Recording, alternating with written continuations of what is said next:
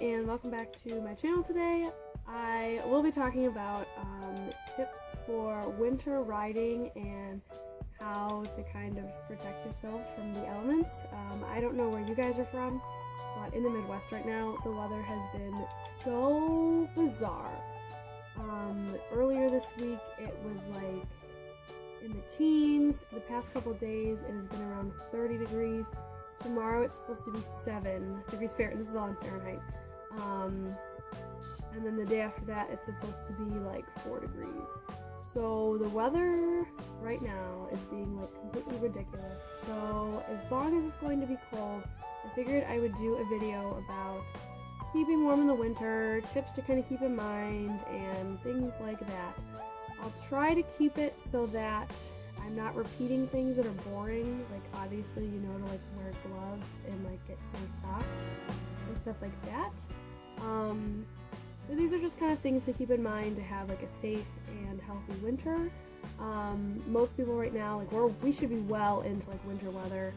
But like I said, for a while, like all of December, it was like sort of nice weather, like in the 50s and 40s and stuff. So we really didn't have to worry. But you know, this last weekend, it actually snowed pretty bad, and then it's just been so cold.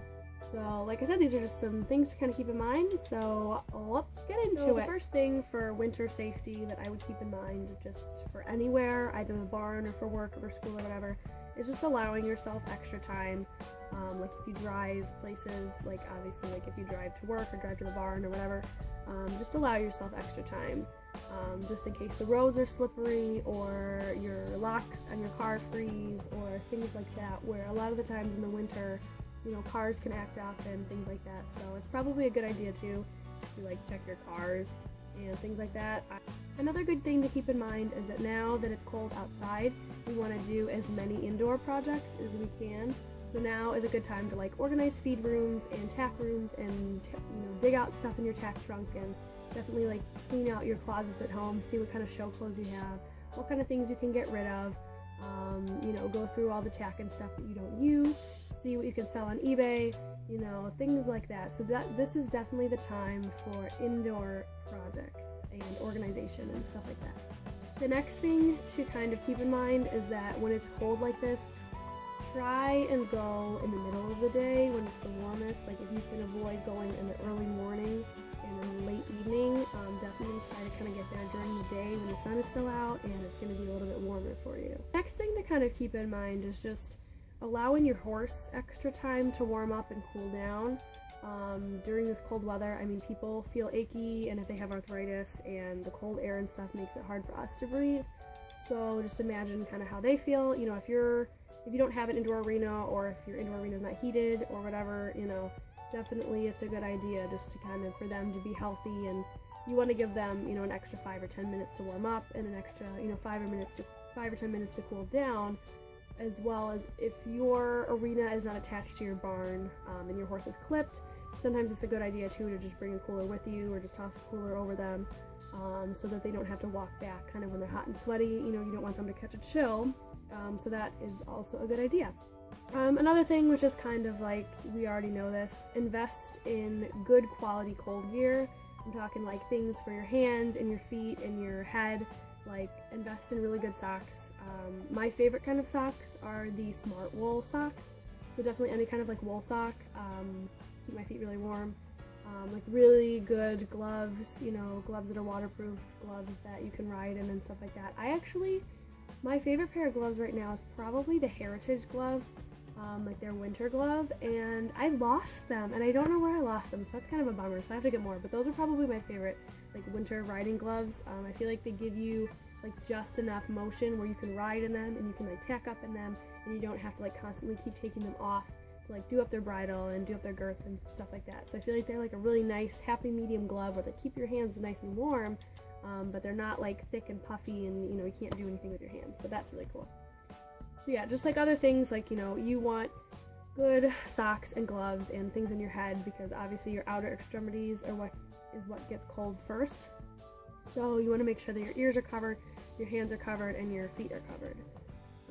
Another good thing to kind of keep in mind too is buying like winter boots to wear to the barn, like good winter boots that have a nice sole on the bottom with good tread.